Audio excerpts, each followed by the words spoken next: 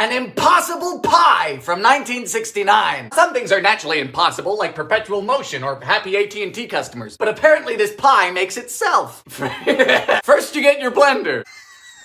It's good to be back. Then simply add a half cup of butter, cup of sugar, 2 cups of moo juice, oh god, 4 eggs, cup of shredded coconut, half a cup of flour, and some vanilla. Now we blend, cause why not? Let's hope this doesn't kill the blender. And that's it. While this bakes, it apparently forms its own crust and layers. I have my doubts. 350 for an hour. Done! Enough! Cool. And then to the fridge. Hello.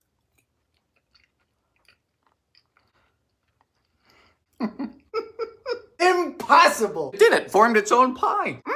Coconut and vanilla. How did that work? You crazy old people. A baked bean pizza from 1954. Now I'm scared of lots of things, including the IRS, clowns, and English majors. But I'm most afraid of beans where they don't belong. Oh dear. The sauce begins with a can of tomato paste. Plus 8 ounces of spaghetti sauce. Really starting out on the wrong foot. More like the wrong limb. Add oregano for an authentic taste. I feel like I'm in Italy. For the crust, we squashed together refrigerator biscuits. Sorry, what were you saying about authentic? On goes the sauce. A bit of Parmesan. Now 20 ounces of baked beans. What part of Italy are you from? Kentucky? In the center, some fresh mozzarella. How to get an entire country to hate you. Step 1. This. $4.25 for 10, then $3.25 for 20. No. We can serve this with anchovies or sardines. How about a swift death? Oh, what? What is wrong with you? You are sick! It's just vile. Broiled humdingers from 1967. Don't ask. This is a spam recipe, one of mid-century America's favorite things, right up there next to big cars and being prejudiced. First up, we put our can of spam in a blender. It's gonna be one of those days, huh? Perfect! If this red flag was any bigger, it would be a blanket. To the ground spam, we add a teaspoon of mustard, plus 2 tablespoons of ketchup, which is spelled catsup. Why? 1/4 cup of moo juice and a half cup of oats. I just don't understand. Are there worse things than this? Doubt it. You know, jokes aside, I'm quite disturbed by this. The next step is to strain our can of halved peaches. Of course it is. The epitome of logic. I think I'm becoming jaded. Peaches onto a baking sheet. Form some patties. Squish. Broil these on the top rack for 10 minutes. Maybe they'll disappear. Well, some didn't make it, which is unfortunate, because it means some did.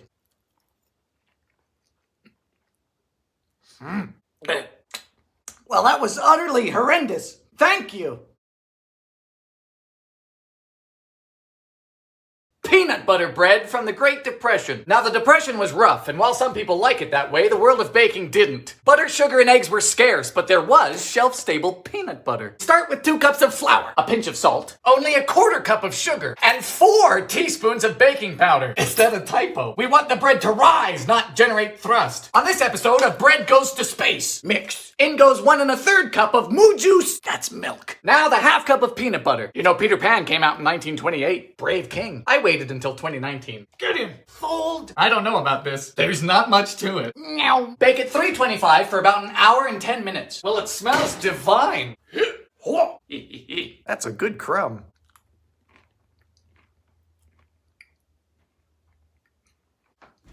Man.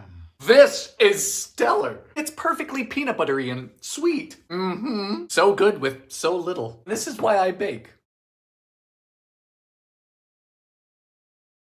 Milcorno from the Great Depression. What is the cheapest food? Was the question asked at the height of the Depression. So food scientists at Cornell came up with this. We start with a cup of cornmeal. So far, so good. Then a half cup of powdered milk. That didn't last long. Teaspoon of salt. Mixed into a saucepan with 3 cups of water.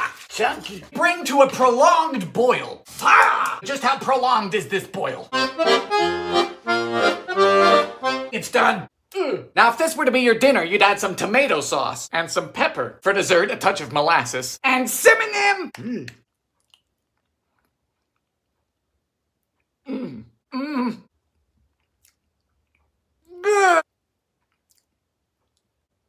Taste like a wet blanket. They're all so sad, like depressed polenta. Oatmeal that needs therapy. Unemployed grits. Valentine's cream pie from 59. Now I can't think of anything better for Valentine's Day than a good old-fashioned cream pie. And this one features the maraschino cherry pastry. Hello. Goodbye. For the pie pan, we're going to want a 9-inch. I know I do too. If you've got one, don't just force it in. Be gentle. Now whether or not to edge is up to you. Some people aren't that patient. Blind bake at 425 for 15 minutes.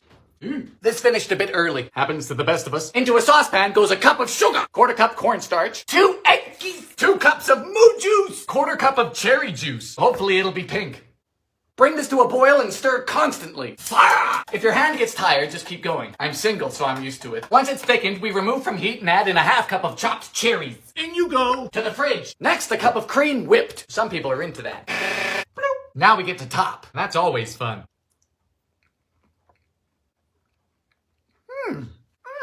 I like that. Very sweet, but I like it.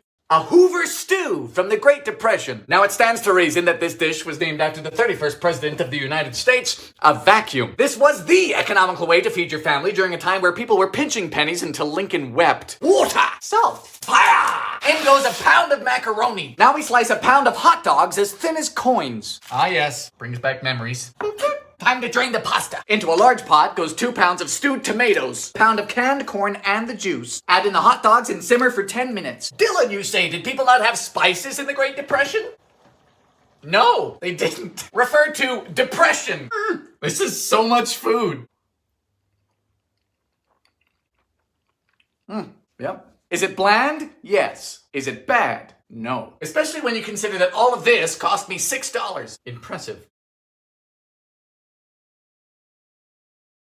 Magic cinnamon sticks from 63. So this recipe finds a good use for ready-made pie crust mix. But of course you could use any leftover pie pastry you have or make your own if you enjoy that type of low-level anxiety. 1 pie crust mix. And this one needs 5 tablespoons of cold water. You gotta mix it with your fingies. Done! Roll this into a thin rectangle. Now we sprinkle some coarse sugar on both sides, pressing it in with your rolling pin. I like sugar. Get in! Now into 3 tablespoons of melted butter goes 6 teaspoons of cinnamon mix. And then on it goes. This is very satisfying. I like you. Fold this in half and cut into strips. They're so cute. Now twist and onto a baking sheet. We bake these at 350 for about 20 minutes.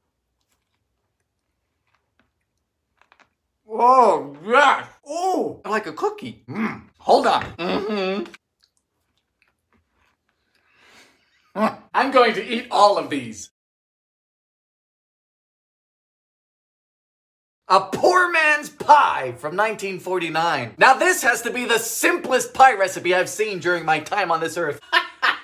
I'm not even sure this is going to make a pie. But first, pastry. Good afternoon, Mr. Pastry. How you been? How's the wife? How you like that? Welcome to the real world. For the filling...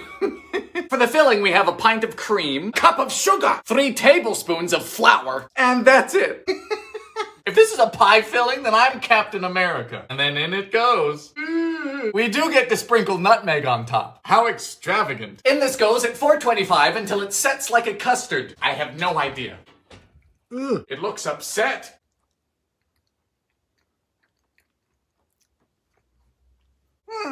Well, it's great, so long as you don't have to eat it. It's sweet goop. I don't get it. Because now I'm still a poor man just with a mediocre pie.